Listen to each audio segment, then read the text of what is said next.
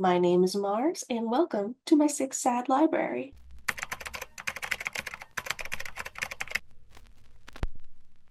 I know in my first wrap up on this channel, I said I would be doing seasonal wrap ups instead of monthly wrap ups, but that video ended up being over 50 minutes long. So, for the sake of my sanity, I decided to cut it up by month. So, this is a wrap up for the books that I read in the second half of March and in the entirety of April. And from now on, I'm just going to do regular monthly wrap ups. And I am actually quite happy to say that this past month and a half has been a great reading month for me. I recommend pretty much everything that I'm going to talk about in this video, except for one book, and I'm going to start with that one, and then after that we can just focus on the stuff that I liked. All right, so the first book I read as part of my book club with my mom, our March pick, was A History of Wild Places by Shea Ernshaw. This is a mystery novel that follows a remote community in the woods and a woman who vanishes when she goes in search of it. And I'm gonna leave that as kind of a vague thing. I'm going to get into spoilers later, but I'll make sure to clearly mark when that's going to happen. I'm gonna go ahead and say what I did and didn't like about the book first. So for me, this book started out pretty strong. It had like an ominous atmosphere, and the setting was very interesting. And while I predicted the big twist really just a couple chapters in, at first I was actually okay with that because sometimes it's more fun to see how a twist is revealed than to see the twist itself. And some authors can do a pretty good job at letting the readers know information and keeping it from the characters and having the tension be in us knowing things that the characters don't. I mean, Shakespeare did that all the time, so that's okay. So I was okay with that. I was okay with predicting the twist near the beginning. But as I continued through the book, the atmosphere kind of stopped carrying it around the halfway point, and I started to really just get frustrated because it felt like the answers were staring these characters directly in the face, and they still weren't getting it. And the way that the investigation was going, it wasn't like they were actively doing any investigating. It was more like I randomly got a feeling that I should scratch this corner of the wall. And then I did that, and a letter came out. Like you just got a random feeling. That's not interesting to me, unfortunately. And the characters I found kind of annoying. I didn't really like them, and they weren't annoying in a purposeful, unlikable character way. They just kind of like got on my nerves. They were very bland, and I didn't really care about them very much. So this whole investigation via I had a feeling, it wasn't really doing it for me. And then we do get to the why and the how of the twist, and it's just stupid. There's no other way for me to say it. It's just stupid. And so this is where I'm going to get into spoilers. So the book opens with the first chapter being from the point of view of this man who can basically experience other people's memories by touching things that they touched or going to places that they have been. He can see other people's memories. So he is hired by this family who lost their daughter because she went off in search of this hidden community and never was seen again. And he follows her, and then at the point where he reaches the boundary of the community, that chapter ends. And then we switch to a perspective of somebody within the community just living their day-to-day life. And you get a few chapters in, and the guy from the first chapter is never seen or mentioned. So I'm like, oh. So the guy perspective that I'm reading from now is that guy from the first chapter. Like he got sucked into this community and now he's living here and he doesn't remember his past life for some reason. And I'm guessing that the woman that he's married to is the woman that he was looking for.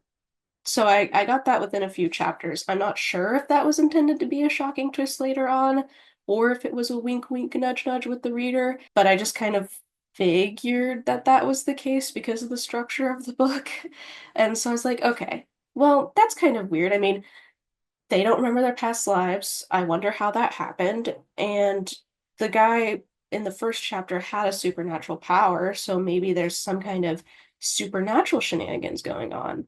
And the whole thing with this community is that they will not leave because there's this illness that lives in the forest. Like they see and hear the trees cracking and this like gross stuff coming out. And whenever somebody leaves the community and comes back, they die of this really terrible illness. I kind of like had an inkling that maybe this was fake and it was made up somehow. Maybe there was some other weird dystopian or supernatural thing that was causing them to think that this was the case. But in the end, it's just that one guy was hypnotizing everyone. Like, that is how he accomplished making people forget about their pasts, convincing them that they were seeing things in the woods, convincing them that they were sick when they got back from the woods. It was all hypnosis. That's stupid. I do not buy that for 1 second. In a book where you already set up psychic and paranormal things, why didn't you just make the end twist a psychic or paranormal thing? Like, that's not completely out of the question for the universe of this book. And I would be willing to suspend my disbelief for that more than just a guy like hypnotizing people, and not in like a magical power hypnosis kind of way. They find in his house that he has a closet where he has a bunch of books about psychology and hypnosis. Like basically one of the way the twist is revealed is that a girl goes into his closet and sees that he basically has a book that just says like Hypnosis 101 in there. And she's like, that's suspicious. And I'm sorry, I just think that's stupid. So for me, this book is like 2.5 to 3 stars because I do very much enjoy the atmosphere and the setting. And I think it's pretty well paced. If you didn't figure out the twist at the beginning, I can imagine that you would be pretty engaged continuing to read this book. But if you do guess the twist after the first few pages, you're not going to have a good time. So I think this is a your mileage may vary. For me, I'm gonna put it at 3 stars as my final rating because I didn't like it, but it's something that I would recommend to certain specific readers. It's not something that I think is just straight up a bad book all around. And the next book that I read was Bad Girls by Camila Sosa Villada, translated by Kit Maud. This is a literary novel with some slightly surreal elements, following a community of travesti sex workers living and working in Cordoba, Argentina. So I want to go ahead and discuss the term travesti. This is a term used in some Latin American cultures, like Argentina, to describe people who in English we would probably generally regard under the trans femme umbrella. However, the word has a lot of particular nuances to it, and it means something different to a lot of people. It's often associated with like a specific station in life, with sex workers and with impoverished people who are very like socially and politically vulnerable. And some travesties may identify as women, some don't, and are more like how a lot of drag queens are, where they are kind of like one or the other depending on how they're dressed and what they're doing. It can also be like a slur in some contexts. So it's similar to how we use the word queer in English, where it's something that we've reclaimed when it was originally meant as an insult. The word travesti was reclaimed by Latin American activists. So, for the sake of like respecting the actual identities represented here and not putting them under American English umbrellas that probably don't actually represent them, I'm going to be using the word travesti. I'm using it as like this is how they're referred to in the book. The very beginning portion of the book is literally like an author's note about the use of the word. It's very beautiful, by the way. That author's note is very, very beautiful and enlightening. So, out of respect and for the sake of accuracy, I'm using the word, and I do not mean it in the original derogatory sense that the word was originally used in. I just wanted to make that clear. So, this book, it follows this community of many different travestis living in this area together in the city, and it's sort of told in vignettes. Like it will trail their various lives and follow different big moments in each of their lives, their pleasure, their suffering, traumatic moments that happen, really beautiful moments that happen, their joys and their sorrows, and all of these intersecting lives weave together into this one community. It's like a beautiful tapestry of lives. There is a lot of difficult subject matter in here. I do think you should definitely look up trigger warnings if you are interested in it, but the book is, in my opinion, overwhelmingly life-affirming. It celebrates the beauty of each unique travesti identity that is present in here and the families that they form amongst each other, and not just for survival, but for love and companionship and a fun time. We get to see a completely new and singular model of what it means to be a family, and I just think it's fucking beautiful. This book made me cry multiple times, both tears of joy and tears of pure sadness. There are some really sad moments in here, but I was so taken aback by the raw beauty and love that was in here. And it was a very propulsive read too. While there's not necessarily one narrative through line that we're following, jumping around and seeing a little bit of everyone's life and how they all come together and seeing people's life stories appear in other people's life stories. It's such a fun reading experience. This is a book that I have not heard anyone talk about online, and I think that's a really, really huge shame because it's just a phenomenal piece of art. And I've never read anything else like it before, and I highly recommend it. There's so much just riotous joy in not only the story and the characters, but the use of language itself. I just really love this book. This is an easy 5 star for me. Definitely my favorite that you're going to see in this wrap up. I actually want to read this section from the author's note about the language in the book because I think it's really beautiful. She says, I don't use the term trans women. I don't use surgical vocabulary, cold as a scalpel, because the terminology doesn't reflect our experience as travestis in these regions, from indigenous times to this nonsense of a civilization. I reclaim the stonings and spittings. I reclaim the scorn. You may ask how it can be that a writer proudly identifies herself with an insult. My answer is that you're looking for the way out up there, where you think your thoughts are formed, so elevated, useful, and precise. We, after years and years of holding back the travails of Latin America with our bodies, know that you have to delve deep, go down, learn from other creatures who treasure their ignorance of themselves. We know it's better to escape through tunnels than to try to leap over walls. That's just in the author's note. I hope she writes more.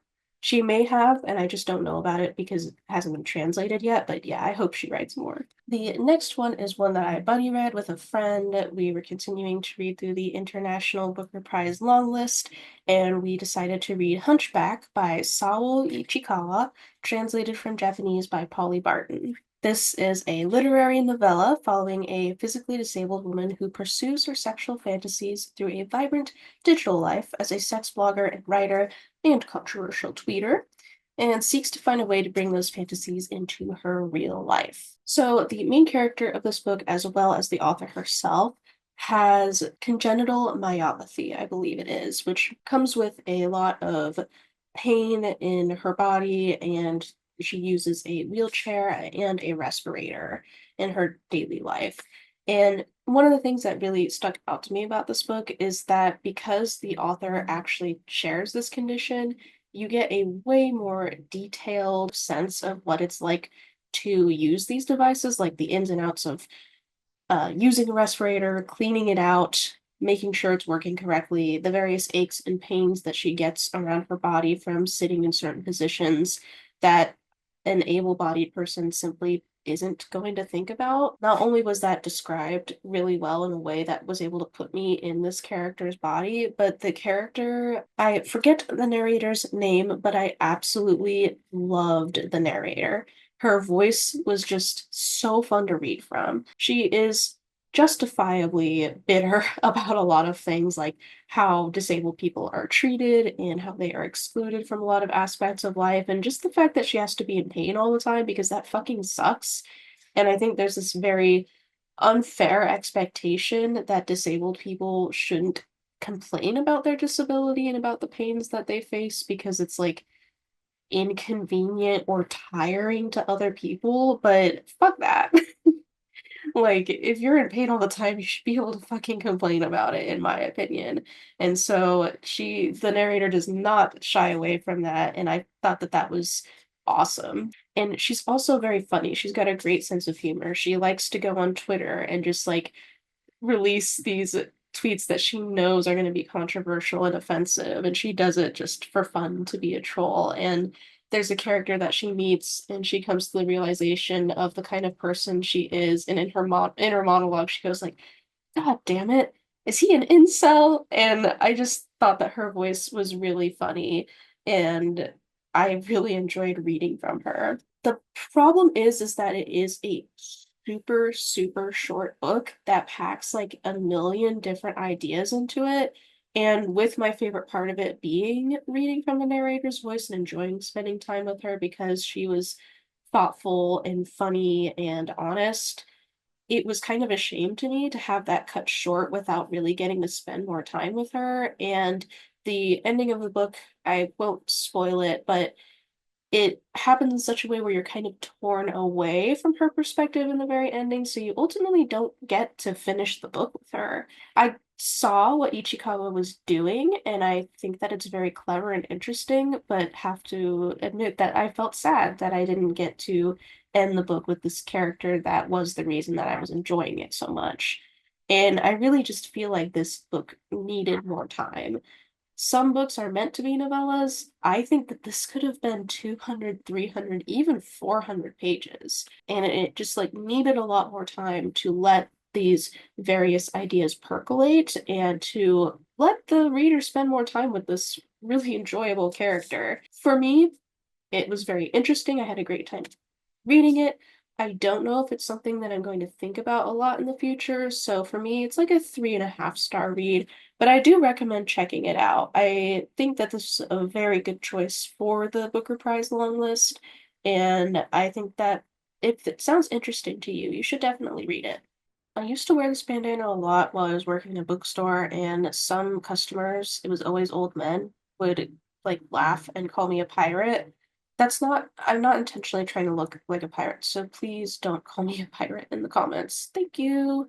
The next book I read was Our Wives Under the Sea by Julia Armfield. I feel like on booktube this one doesn't really need much introduction, but I will introduce it anyway. It is a sci-fi novel with some horror elements, which follows a married couple in the aftermath of a disastrous undersea expedition. One of the wives was stuck in a submarine for months, and when she finally returns to her life at home, she doesn't seem like the same person.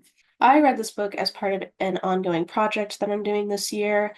At the end of last year, I filled out one of those things at my local library where you can ask for a list of custom recommendations from a librarian, and I got a list of like 20 or something books, and I want to try and read all of them and see how good the recommendations truly are.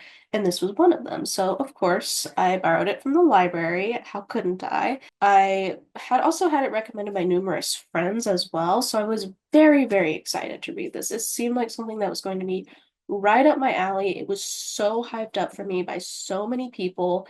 And I do worry, I think it may have been overhyped for me specifically. I thought it was going to be my new love. So even though I want to say up front that it is a very, very good book, a wonderful book even, I still felt disappointed by it because I think it was hyped up to a point that simply wouldn't, couldn't have been met by any book, but it is still a good book, and I will go into that here. The strongest point of this book is 100% the descriptions of the grief experienced by the non-submarine trapped wife. I remember their names, Miri and Leia, but I don't remember who is who. So I'm going to say surface dwelling wife and sea wife. I hope that's understandable going forward. But we switch perspectives between the surface dwelling wife after the sea wife has come home and she's trying to take care of her and understand why she's acting so weird. And then the other chapters are from the perspective of the sea wife while she is trapped in the submarine under the sea. And Armfield's writing really shines in the surface dwelling wife's chapters.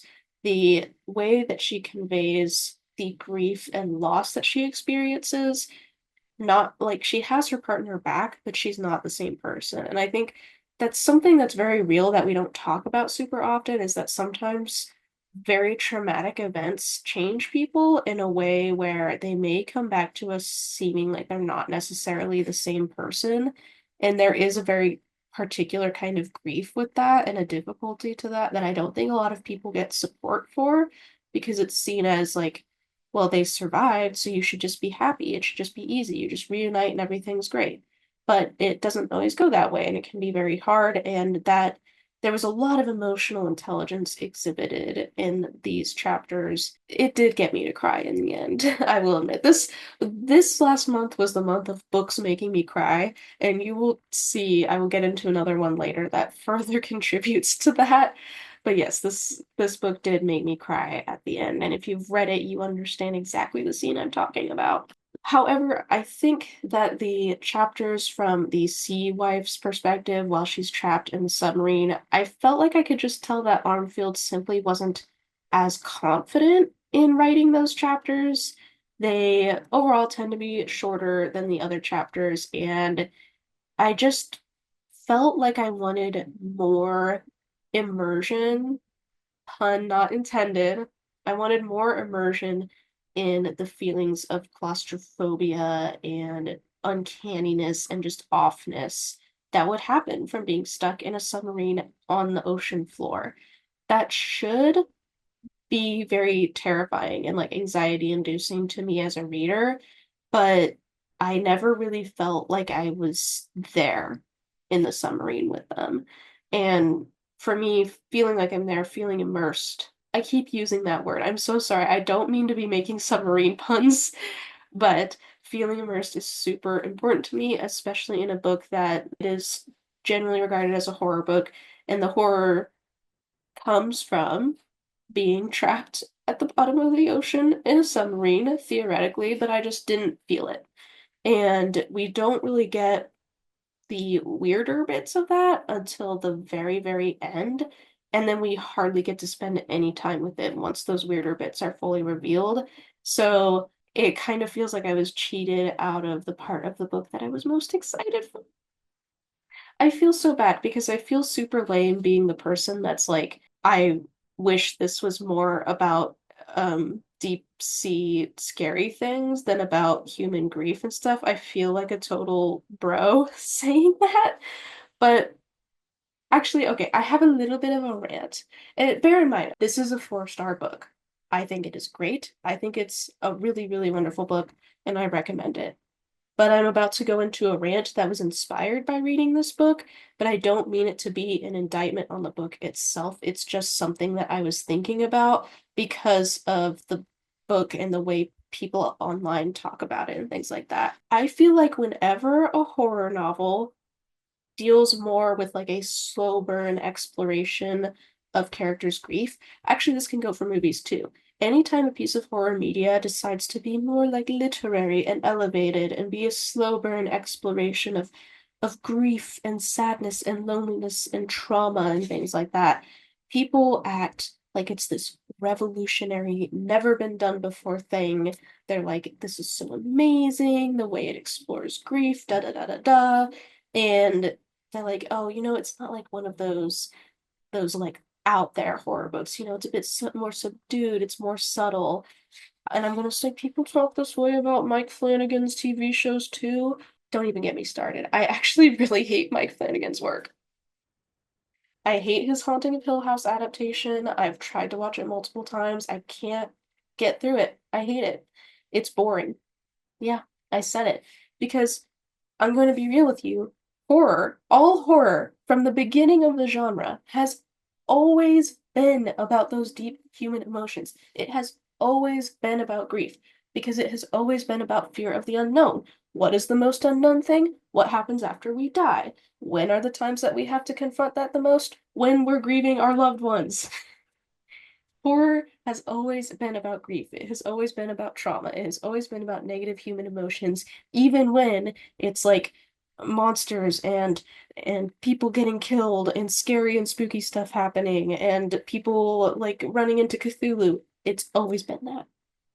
I don't think that we have to strip horror of its most fun and interesting elements in order to explore these ideas. Some of the earliest horror that you can think of, Dracula, Frankenstein, those are about these topics. Those have those same themes, but you still get a vampire terrorizing people, and you still get a man made out of corpses going around and doing things. Like, you still get these interesting horror aspects, and those themes are built into the narrative. And I don't need every horror book and movie to be like the most out there, like Dario Argento, blood-fueled fever dream, but I do think that you don't have to sacrifice some of the things that make horror so interesting in order to tell a deep story. I think that some of this comes from the desire for from horror fans to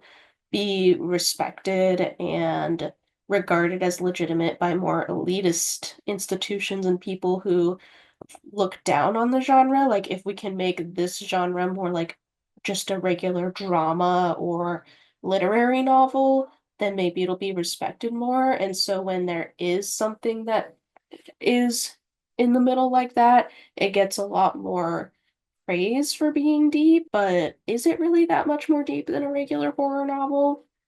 Not really. These types of stories that do toe that line, like Our Wives Under the Sea, I don't like Mike Flanagan's work, as I said before, but I love Our Wives Under the Sea. I think it's a great example of how that can be done.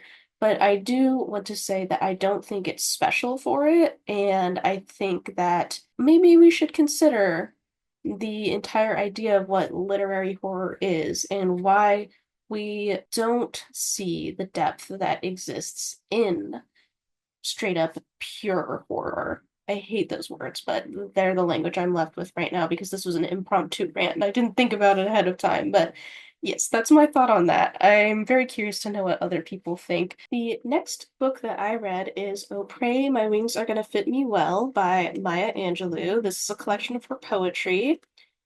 If you watched my last video, you know I picked this up at a library book sale and read it right away, and I loved it. So this is actually my first time reading a collection of Angelou's poetry, even though I was familiar with some of her individual poems ahead of time. And this is one of the most cohesive and thoroughly enjoyable poetry collections I've read. They explore themes such as balancing the need for connecting with others with the need for solitude and peace, observations on relationships between people, generational cycles, especially for Black women and in Black communities and families, and navigating history and future at the same time. Poems are often warm, playful, inviting, with many of them conveying full-on characters that Angelou brings to life with just a few words or a turn of phrase or a particular voice that she uses. She's really great with tone, with giving you a tone for a poem. They're mostly quite short, but despite their short length, they're just like bursting at the seams with a sense of life and energy. And she also uses repetition in a lot of these to make them stick in your head, almost like the chorus to a song. So I full on got some of these poems stuck in my head, which doesn't really happen to me with poems. So that was very interesting. I just felt that these poems, I had a lot of love poured into them, and I could feel that love emanating off of the page. Some of my favorite poems were The Telephone, Come and Be My Baby, Alone, Chicken Licken, I Almost Remember, Woman Me, Child Dead in Old Seas, Elegy, and This Winter Day. And I thought that maybe I would read Alone because that one I think captures a lot of the themes that are explored through all of here. And I think if you like this one, you will like the whole collection. Alone. Lying, thinking, last night, how to find my soul a home, where water is not thirsty and bread loaf is not stone. I came up with one thing, and I don't believe I'm wrong, that nobody, but nobody, can make it out here alone. Alone, all alone, nobody but nobody can make it out here alone. There are some millionaires with money they can't use. Their wives run round like banshees, their children sing the blues. They've got expensive doctors to cure their hearts of stone, but nobody, no nobody, can make it out here alone. Alone, all alone, nobody but nobody can make it out here alone. Now, if you listen closely, I'll tell you what I know. Storm clouds are gathering, the wind is gonna blow. The race of man is suffering, and I can hear the moan, 'cause nobody but nobody can make it out here alone. Alone, all alone, nobody but nobody can make it out here alone. Truer words have never been said. So I feel like it should go without saying that was a 5-star read, and I just really recommend it. I mean, if you're not reading Maya Angelou's poetry, at least a little bit here and there, and especially if you're American, well, what are you even doing? The next book is the April book that my mom and I read for our little book club together, and that is Crying in Mart by Michelle Zauner. I wouldn't have read it on my own because I didn't think it was something that would be of interest to me, but I'm really glad that we picked this for book club to get me to read it because this was really, really good. So this follows Michelle Zauner of Japanese Breakfast and her complicated relationship with her mother and the grief that ensues after her mother's cancer diagnosis and her unfortunate death. The book, I will be honest, for me, didn't start out super strongly because it starts out in a way that is a little bit more detached. And I had been told that this book, one of its strengths was its rich descriptions of food, but the first 80 pages or so, it's more of just Zahner listing food items, and I didn't feel like they were actually being described to me, just like listed, and then she says what's in the food, but she doesn't really describe how it tastes or smells or the texture when you're eating it. So I was a bit like, oh, is this what people mean by the good food descriptions? Because this is more just listing food, not describing it. But after around that 80-page mark or so, the writing shifts. There's a very noticeable transition as it goes into being a lot more intimate. And after this point, I was enraptured. It's a memoir, but it starts to feel a little bit like literary fiction almost. And I don't mean that in I was detached from it, but actually that I was more invested because Zauner was able to pull her real life experiences into these very thoughtful reflections and a cohesive narrative that was easier to read as somebody who didn't live her life. I think sometimes, especially when it comes to celebrity memoirs, the idea is that the book will be interesting simply because it's the life of a person, but it doesn't put the work into arranging it into an interesting narrative.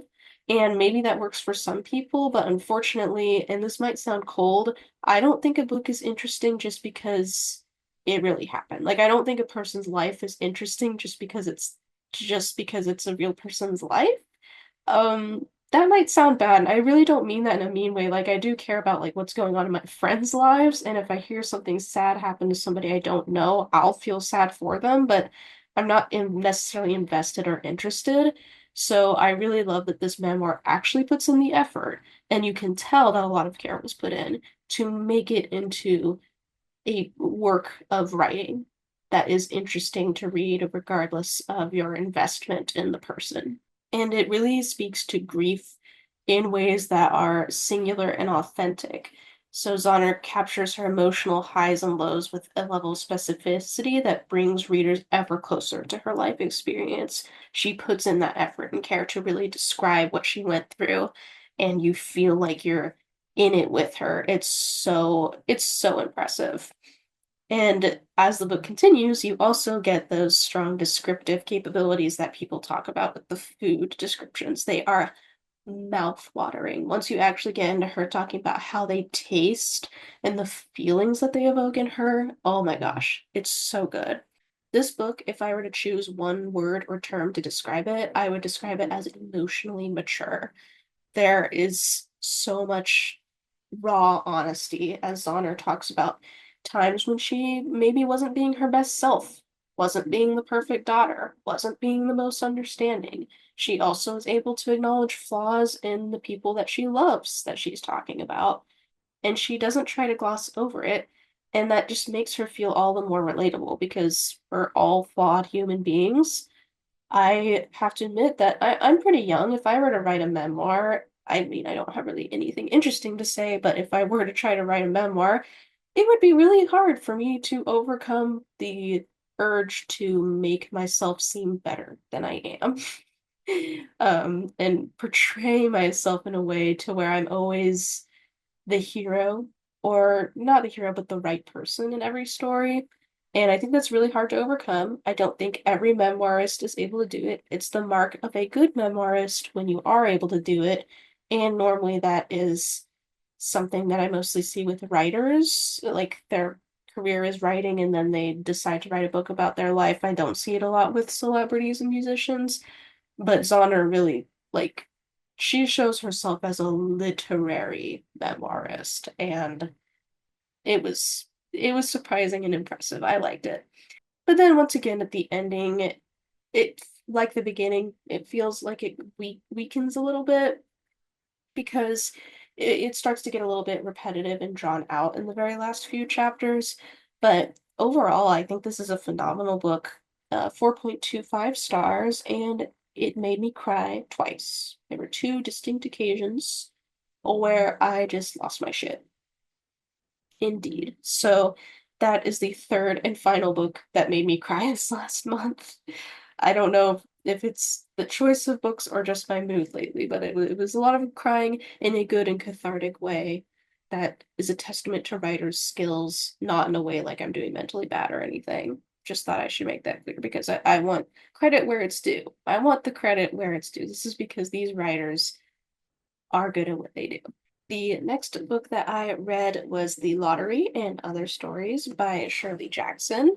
This is a collection of Gothic short stories which explore awkward and unpleasant social interactions that hint toward darker currents beneath the surface of everyday life. I have only thus far, before this, I'd only read Shirley Jackson's The Haunting of Hill House, which is one of my favorite books of all time, and I had, of course, read her short story The Lottery because I was an English major, and there's literally no way you're going to escape being an English major in the United States of America without reading The Lottery at least one time, if not multiple times. So I already knew that I liked that short story. And I will say that these stories aren't as obviously eerie and haunting as The Haunting of Hill House, and they're not as, not all of them at least, are as outwardly violent as The Lottery. The Lottery is kind of like the climactic story of this collection, I would say. But every single one radiates social anxiety. I would call these mundane gothic, where you see the uncanniness of everyday life and the ways that we interact with each other. I think that what I wrote here sounds really smart and captures this really well, so I'm just going to read it verbatim. Each story is an acute observation on the follies of social performance and conformity. They play upon the discomfort of social mistakes, the pressure exerted by the presence of other people, purposefully or not. A character may do something like give up their entire home in order to avoid an awkward social interaction, and it's both uncomfortable and subtly humorous as it forces the reader to remember times they've done ridiculous things just to avoid a slightly undesirable interaction. Jackson writes with keen awareness of the ridiculous unspoken rules that govern human interaction in the 20th century American culture she lived in. Her characters seek out fresh starts, new relationships, new sites, new jobs, acceptance into new communities, but they never quite get what they want. Many of the stories feature children who horrify their parents through reminding them that no matter how well you try to raise a kid, they are corruptible by influences beyond your control, or women who lose the ability to dictate how they're perceived. Perception is a prison unto itself from which nobody can ever escape. And as we can see in the collection's most popular story, vicious, rigid conformity is the bad habit Jackson's characters fall into in order to cope. This is just a phenomenal collection, in my opinion. I think if you're expecting every single story to be like The Lottery, you could be disappointed, but if you adjust to see it as more of that mundane gothic that I was talking about, you in looking at the intricacies of how these characters are interacting with each other and the tiny cues that they send each other that aren't explicitly written, but which you can see play out, you will really find this fascinating. For me, especially as an autistic person who has spent a lot of my life masking and consciously studying other people in order to match what they're doing and get along with them and avoid conflict and things like that. This was especially interesting for me to read and resonated with me in very particular ways that maybe weren't the original intent, but were still very much how I experienced them and how I interfaced with them. There's also this interesting figure of Mr. Harris who pops up in a lot of these stories. I think that this collection was actually originally intended to be called The Adventures of Mr. Harris or something along those lines. He's never a main character, but rather this figure that haunts people from the margins of their stories. He's a man who doesn't show up on his wedding day. He is the husband of a neighbor. He is the owner of a bookshop that people are at. And he seems to always play this role of denying people what they want or fooling them or tricking them into thinking things are going to be one way and then they're not. And I think he's very interesting, and I want to maybe dive more into that and may perhaps make a longer video essay style video exploring the role of that character in this book and my thoughts about it. But I absolutely love this collection. Some of my favorite stories besides The Lottery are The Demon Lover, Charles, Flower Garden, Pillar of Salt, and The Tooth. I will say that because every story kind of explores a similar type of scenario, like awkward, horrifying social interaction kind of thing, some of them do blend together, or it can feel a teensy bit repetitive sometimes, but honestly, not to a point that it was really noticeable or detrimental. So for me, this is a 4.75 star experience. And I think I'm going to read everything Shirley Jackson has ever written. The next book I read, and the last book I will talk about in this wrap-up, is Signs Preceding the End of the World by Yuri Herrera, translated from Spanish by Lisa Dillman. This is a literary novella that follows Makina as she travels from her rural Mexican community over the border into the United States to find her brother and deliver a message to him. This novella manages to be short and snappy with its pacing while still containing a whole, living and breathing surreal world. The narrative mirrors an almost Dante-esque descent into absurdity, poverty, and loss. We track how, in the liminal space of the so-called borderlands, identities come unraveled in ways both literal and spiritual. There's a fabricated ease to the narrative style which can capture both a casual voice and heightened perception all in one breath. I can't say with certainty, since I haven't and probably couldn't with my limited high school Spanish skills read the original Spanish text, but I feel that Dillman's translation is particularly deft and thoughtful. I felt as if I could connect her rendition to how the text may have sounded originally in Spanish, and her choice of the word verse as a verb, which she discusses in her translator's note, to convey movement as well as poetry was especially clever and well executed. This feels a lot more fully realized as a novella than something like Hunchback, but I still have the same general issue wherein I feel like the ending was a little bit too rushed and I needed slash wanted to spend more time in the story before it wrapped up in order to feel a bigger impact. That being said, it is still a 4.5 star book. And along the lines of what I was talking about with exploration of the borderlands as a liminal space, this actually is a very interesting entry in a genre slash field of study that isn't really talked about very much, but it's kind of like a border studies. That is an area of literary theory and literary discussion where there's a whole genre and world of texts that explore the very specific social, emotional, political landscape of a borderland region. And in the United States, the particularly relevant one is the US-Mexico border. It's a very particular experience to cross that border or exist in the regions on either side. I took a whole class about film on the US-Mexico border, which really widened my thoughts about the particular things that a text might do in order to explore that, like playing with language and playing with metamorphosis and uncertainty and ambiguity and things like that. Because if you really think about it, let me settle in here. Let me settle in. Because I will die on this hill. Borders are made up. Borders are not a real thing. We as humans arbitrarily decided to put borders places. there's a reason that you don't look at the US-Mexico border and see, oh, this plant and this animal will only be on the US side, and this other plant and animal will only be on the Mexico side. No, because nature has no regard for borders because borders are made up.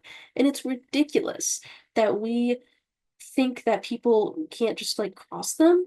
The idea that somebody can be illegal from stepping 2 feet in one direction or another without the proper paperwork, that concept's just insane to me.